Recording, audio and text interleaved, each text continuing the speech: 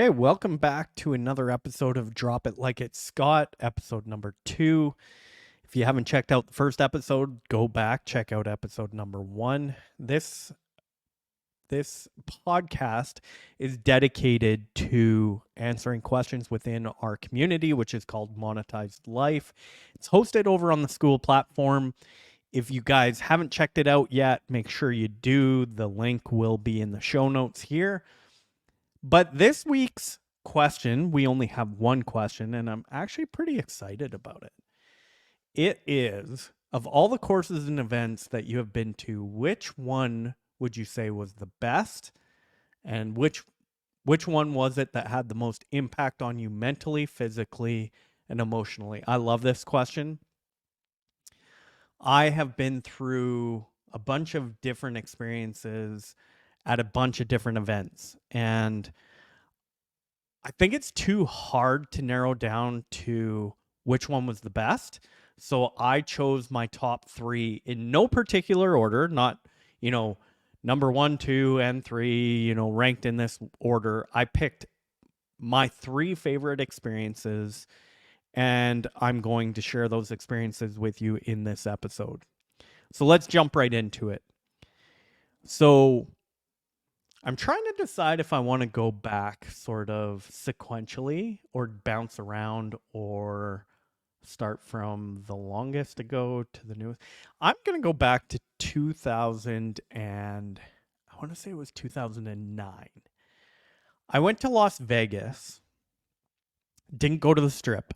I ended up being in Henderson, so off strip.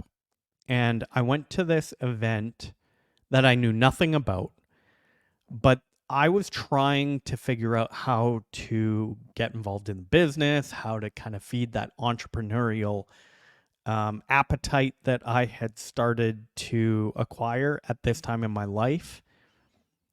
And I had reached out to a few people kind of for arm's length mentorship, I like to call it, which is nothing formal, but just reaching out, asking questions, trying to learn more, trying to figure out this entrepreneurial game, right?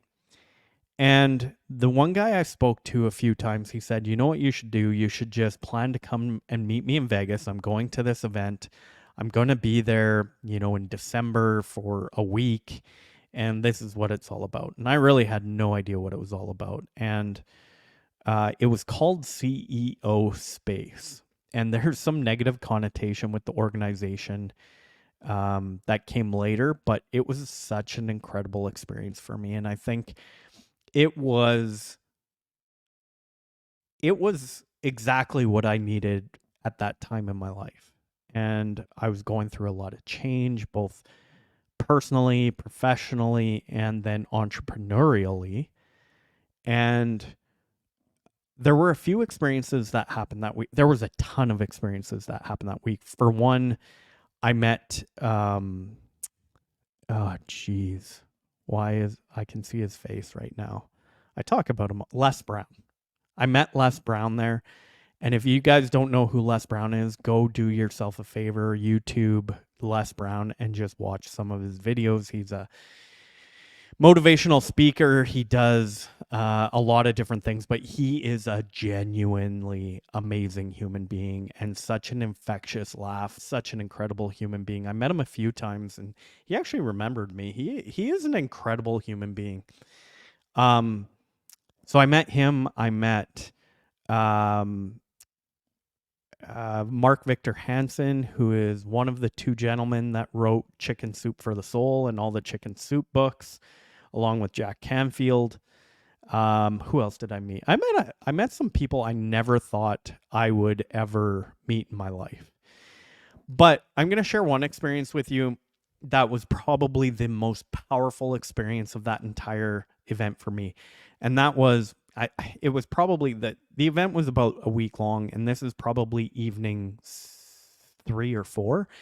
And just to kind of help set the stage for you guys, the days typically started at about 7 a.m. and ran until anywhere between 10 to 12 o'clock at night. So it was heavy lifting. It was long, it was tiring, it was grueling, but it was exciting at the same time. And this night, the third or fourth night in, I was staying at a hotel off location. So that means I was staying at a different hotel where the event was not being held. And there was a shuttle service that ran back and forth. And so I was exhausted. I went to go sit on the shuttle. I was taking one of the earlier shuttles back to my hotel. And I was just kind of taking in what had happened that day. And a couple that I had kind of noticed a couple of times jumped on the shuttle not too long after me. They were Canadian as well. And, the Canadians kind of identify each other because, you're in the sea of Americans. And so you naturally have that connection with the other Canadians. And I sat down and we struck up a bit of a conversation, and there was a gentleman and a lady, and Rosanna was her name. I don't remember the gentleman's name anymore. And we started talking about the event and everything. And I had met a bunch of different, what they call, if you're not familiar with it, but energy healers throughout the previous 3 or so days. And I had never really met anyone in that profession up until that week-long experience. And Rosanna says, "Oh yeah, I'm an energy healer." And I said, "Okay, I've met a bunch of people that say they're an energy healer. I don't really understand it. Can you explain it to me?" And she goes on and she tells me, I can look inside of you, and on an energetic level, I can see what's going on with you. And then if you are okay with it, I can actually heal whatever's going on. And at this stage of my life, I had excruciating knee pain. Don't know really why, or I didn't know why up until that point. And I'm like, I got this knee pain. If you can heal me right here and now, I will tell everyone I come across all about you. And she looks at me with a big smile on her face and she says, "You promise?" And I said, yeah, absolutely. So she scoots over onto my chair, or the seat next to me, beside me. And she says, "Okay, I'm looking at you." Okay. And she kind of gives me this deep gaze that you can kind of feel all the way down to your heels, right? Going right through you, through your eyes, all the way through you to the bottom of your feet. And she says to me, she's like, "Your diet is very out of balance." And at this point, I was so busy in my life, I was living off of protein shakes, and that's pretty much it. And I said, yeah, it's pretty awful. And she's like, "Okay, well, we got to find some balance in your diet, but right now I'm going to soothe the pain and we'll go from there." So she kind of looks at me deep, kind of gives me this weird kind of voodoo sort of movement, not like over the top, but something, and then says, "Okay, now let's take a look at your right knee or your left knee, the other knee." And she's looking at me and she's staring even deeper into me. And she said, "I see a little boy, and I see a little boy throwing himself onto the ground, and all he wants is the attention of his mother. It looks like it's in a kitchen, and he's sad. His heart hurts. All he wants is some attention from his mother. That's all he wants." And that's where the pain started. And, it felt like she had hit something when she said that. And she looks at me probably even a little bit deeper. And she said, "I'm going to heal that young boy's heart." And she kind of closes her eyes. Her, eyelids kind of flicker a little bit. And then she opens her eyes back up and smiles. She's like, "You should be good now." And so we struck up a conversation. At this point, the shuttle was on the way back to the hotel where we were both staying, and we were just kind of chit-chatting. And I cannot tell you guys how much pain I was in up until that point with my knees. Like, walking up a mild incline ramp was painful for me. And if you can imagine a shuttle, how those steps, they're usually pretty steep. There's only like 2, maybe 3 steps. And it's usually a steep incline, decline, up and down. When that shuttle stopped and I went to go step off of that bus, I was, by routine and by conditioning, I was used to just holding onto the handrail.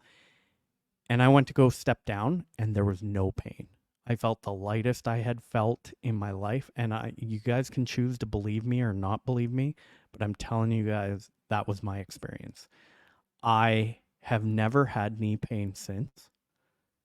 And the craziest part about that whole story is a couple of days later, I guess I felt, I wouldn't call it pain, but I felt some stiffness in my knee a couple of days later, and I'm walking through the hotel where the event is, and I come around the corner, and probably 50 yards down the hallway, I see Rosanna, and she said, "Scott, your knee's bugging you again, right?"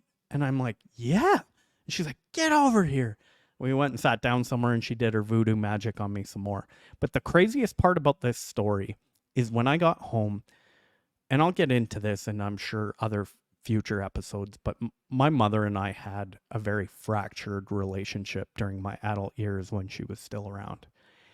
And when I got back from Las Vegas after that trip, I said, "Hey, let's meet up for tea or whatever." We go for tea, and I tell her that story, and she instantly breaks into tears. I tell her the story about the little boy throwing himself on the ground in the kitchen, blah, blah, blah. And she's like, her eyes start watering, and she's in full on tears now. And she said, "Scott, I remember that moment. And it's something that I've felt guilty for my entire life. That happened, when I was somewhere between 3 and 5 years old." And she remembers that moment. So that was a pretty crazy experience.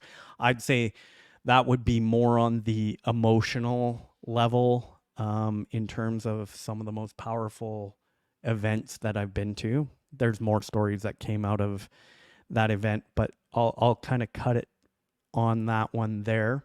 The second one that I talk about is shortly after a breakup, probably, I'm going to say somewhere around 2011.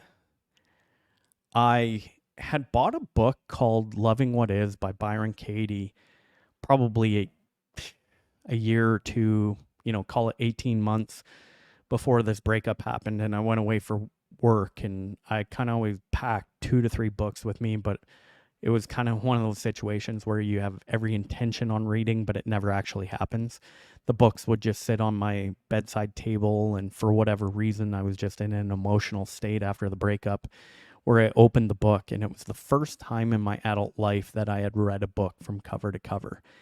And I stayed up until about 3 o'clock in the morning reading that book that night, and I had to get up for work at 5. And that led to me reaching out to Byron Katie's business, or her people, and signing up for a 9-day school of the work is what she calls it. So I flew to LA a few months later, spent 9 days in LA learning directly from her in a group setting. There was probably about 150 people from all over the world there to learn her processes for questioning thoughts, so that you can remove the stress that you're the thoughts that do not serve you cause you every day. And that was an incredible experience. Again, lots of little stories, but that was a lot of big growth personally for me, emotionally and mentally. So I would check both boxes there, emotionally and mentally.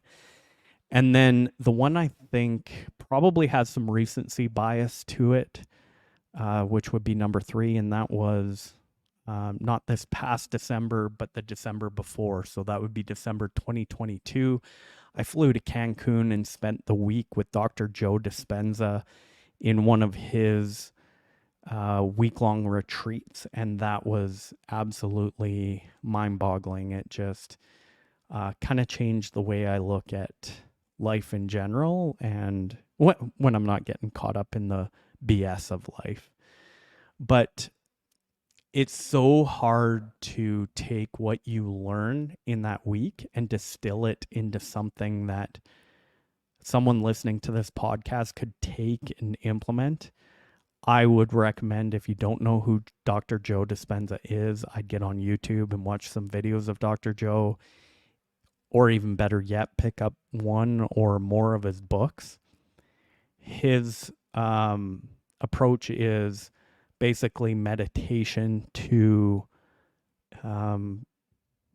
intentionally recreate who you are. So if you're not happy with your life, your circumstances, your job, your relationships, whatever, meditation becomes a tool to help you create the life that you want in all those areas. I would definitely recommend diving into some Dr. Joe Dispenza. I mean, I could take another 20, 30, 40, 50 minutes getting into very specific stories about any one of these different experiences I had. But why don't you tell me, what specific questions do you have about any of these events that I went to? Why would you be interested in any one of these events? And I will add it to a future episode of Drop It Like It's Scott. So with that, I'm going to wrap up this episode. It's going a little bit long here, but that's great. I love talking about these experiences, and I'd be happy to talk about them some more. Just let me know exactly what it is you'd like to hear more about.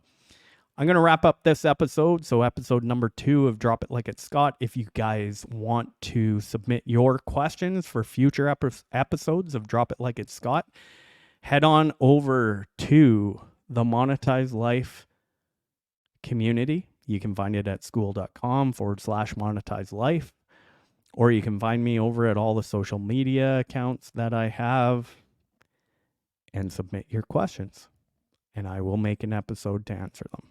Until the next episode, I hope you guys have a fantastic day. We'll talk to you soon.